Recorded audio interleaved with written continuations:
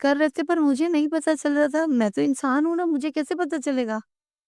फिर उसके बाद 8 तारीख को उसका मेरे बेटे का ना डायलिसिस का टाइम मिला। डॉक्टर ने बोला 4 बजे आ जाओ, फटाफट उनके वहाँ बेड अवेलेबल हो गया था।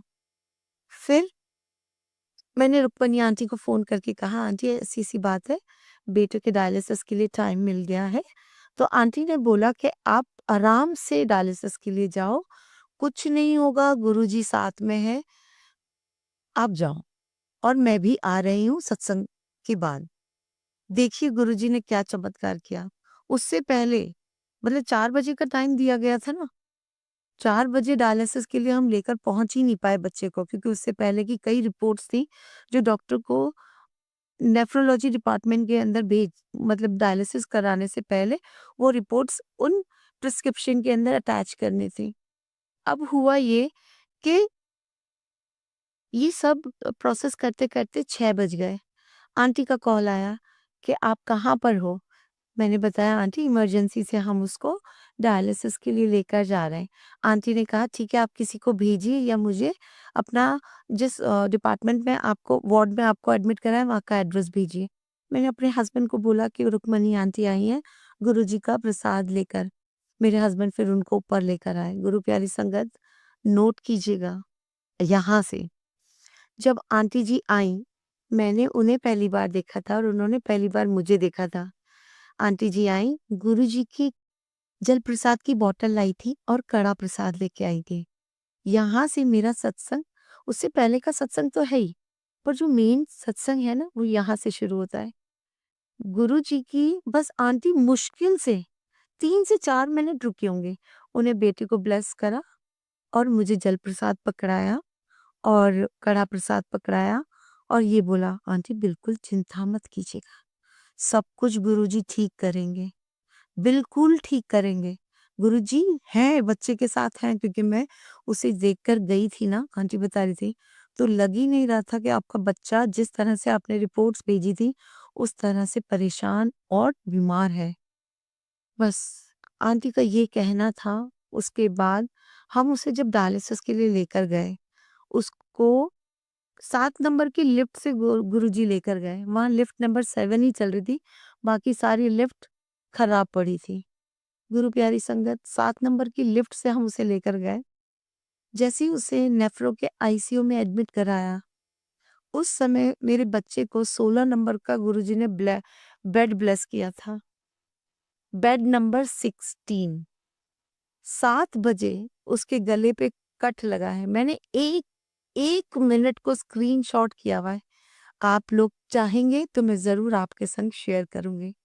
मैंने तुरंत स्क्रीनशॉट लिया था जब मेरे बेटे के अंदर वो नलियाँ डाली जा रही थी गले से। जिनको पता होगा डायलिसिस कैसा होता है, कितना पेनफुल होता है, उन्हें पता होगा। 16 नंबर के बेड पे लेटाने के बाद डॉट 7 बजे मेरे बेटे का प्रोसेस शुरू हुआ, गले में कट लगा, सब कुछ हुआ।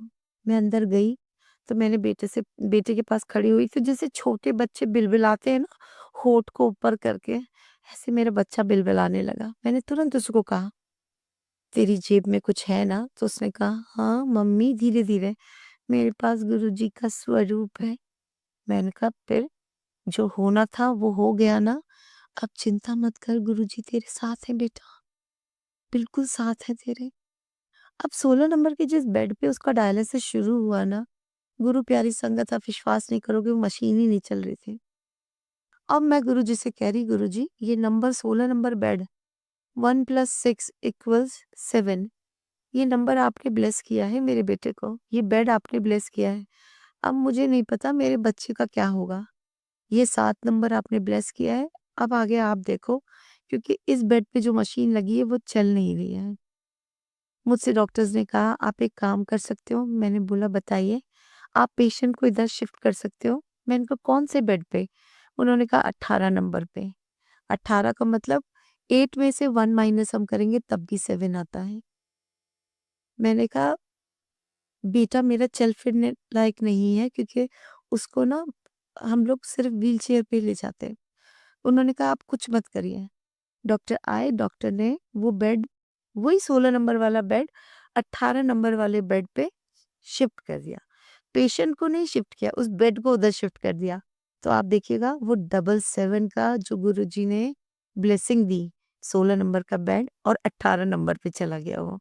तो वो 777 की जो ब्लेसिंग थी ना, हम कितना ही सोच लें, हम सोच-सोच के सिर्फ अपने दिमाग को थका सकते हैं, एंग्ज़ायटी पैदा कर सकते हैं। पर मेरे बेटे को गुरुजी ने किस तरह से ब्लेस करे थे मुझे नहीं पता। गुरु प्यारी संगत एक आंटी है सोनिया आंटी ने मुझसे कहा था, जब बेटा आपका डायलिसिस पे जाएगा ना तो जपजी साहब का पाठ कीजिएगा और हम भी यहाँ जपजी साहब का पाठ करेंगे। मैंने जितनी भी ग्रुप थे गुरुजी के सबको इन्फॉर्म कर दिया था कि बेटा डायलिसिस के लिए चला गया है। रुक्मणी आंटी ने तो घर में जाकर दीपक जला दिया था मेरे बेटे के नाम का गुरुजी के सामने। बस मैं उसके पास बैठी, बेटे के पास। आपको पता है गुरु प्यारी संगत कि डॉक्टर्स ना तो भगवान का कोई भी स्वरूप, पानी कुछ अलाउ नहीं करते अपनी जब वो अपने ऑब्जर्वेशन में पेशेंट को रखते हैं। वही जल प्रसाद जो जल प्रसाद डुगरी का, बड़े मंदिर का और उस सत्संग का मिलाकर मेरे पास आया था मेरे बच्चे के पास। उसने जो चमत्कार किया ना, मैं आपको बता नहीं सकती। 2 से 3, 3 से 4 घंटे के डायलिसिस होते हैं। मेरे बच्चे ने 1.5 घंटे में गुरुजी ने उसका डायलिसिस खत्म करा दिया। चरणों में उसके पैरों के पास एक टेबल रखी हुई थी जहां मैंने जपजी साहब का पाठ लगाया हुआ था। वहीं पे गुरुजी का एक स्वरूप, जल प्रसाद की बॉटल ये रखी हुई थी। मैं अपनी बेटे के फोटो के साथ ये सत्संग आप सबको शेयर करूंगी, जहां आप देखिएगा कि बेटा भी है, उसका डायलिसिस चल रहा है और गुरुजी का जल प्रसाद, वो जल प्रसाद नहीं था, वो ऐसा जल प्रसाद था कि आंटी जब आई थी, रुक्मणी आंटी उस बच्चे को जल प्रसाद देने, उस समय वो साक्षात गुरुजी उनके साथ आए थे। साक्षात जो मैंने फ़ील किया है और मैं बार-बार अपने हस्बैंड को कह रही थी। वो मुझे क्योंकि जब मुझे पहले डॉक्टर ने बोला था ना कि डायलिसिस होगा, आपको पेशेंट के पास ही बैठे रहना होगा और मेरा जी घबरा रहा था कि मैं कैसे बैठूँगी इसके सामने इतनी मशीनों में इसको घिरा हुआ देखकर। एक माँ पे क्या गुज़रती है आप सब समझ सकते हो। बस उस समय मेरा ऐसा हाल था, जब पहली बार मैंने डायलिसिस सुना था। पर जब मैंने जपजी साहिब का पाठ लगाया, पाठ चल रहा था।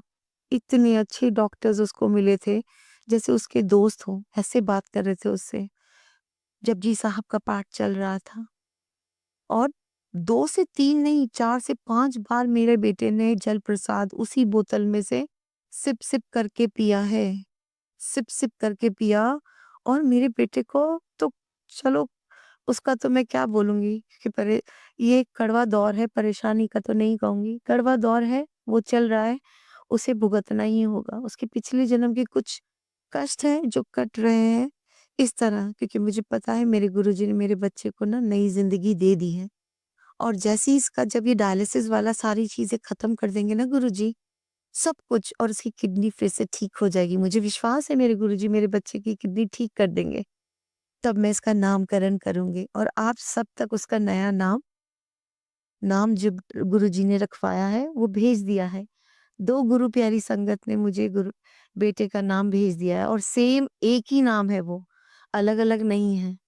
गुरुजी ने वो नाम भी ब्लेस कर दिया है। बस उसका जब नामकरण होगा, मैं आप सब तक अपने बेटे की नई ज़िंदगी का नामकरण ज़रूर पहुँचाऊँगी।